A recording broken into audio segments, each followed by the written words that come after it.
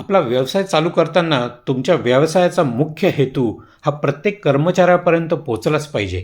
नाही, मी हे ISO आणि CMM प्रमाणपत्र मिळवण्यासाठी भिंतीवर लिहिलेल्या वाक्यांविषयी बोलत नाही आहे, तर खऱ्या अर्थाने ते कर्मचाऱ्यांपर्यंत पोहोचवणे महत्त्वाचे असते.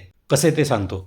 एकदा एका व्यक्तीने एक व्यवसाय करायचा ठरवला, की आजच्या घडीला प्रत्येकाकडे कार असते आणि ती धुण्यासाठी त्यांनी एखाद्याला कामावर ठेवलेले असते किंवा त्या बिल्डिंगचा त्या सोसायटीचा वॉचमनच ते काम करत असतो. तसा हा असंघटित व्यवसाय आहे. त्यात सुसूत्रता नाही किंवा एक अत्याधुनिकताही नाही. तर त्याने असे ठरवले की असे कामगार जमा करायचे, त्यांना अत्याधुनिक यंत्रे देऊन हे काम करून घ्यायचे. त्यासाठी फक्त महागड्या गाड्यांच्या मालकांना गाठायचे. सगळी तयारी होते. लोकांना ट्रेनिंग दिलं जातं, मार्केटिंग केलं जातं, ज्यामुळे अनेक जण त्याची ती सर्व्हिस घेतात. 1 महिन्याने जेव्हा तो फीडबॅक घेण्यासाठी प्रत्येकाला फोन करतो, तेव्हा त्याला प्रत्येकजण हेच सांगतो, गाडीची स्वच्छता तर खूप छान होते, पण ह्या मुलांना बोलण्याची पद्धत नाही. ते एकतर मोठ्याने बोलतात आणि उलट उत्तरही देतात. तसेच ते आजूबाजूच्या परिसराची स्वच्छताही राखत नाही.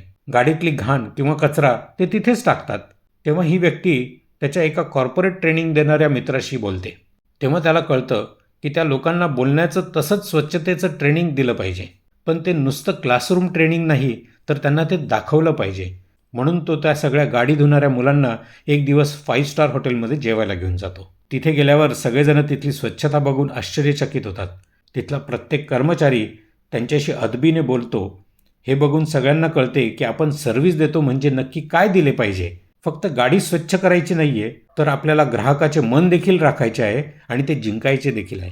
यावरून आपल्याला देखील कस्टमर सर्व्हिस म्हणजे नक्की काय ते कळाले असावे असं मी समजतो आणि अपेक्षा करतो की यावर आपले मत कॉमेंट सेक्शनमध्ये नक्की लिहाल.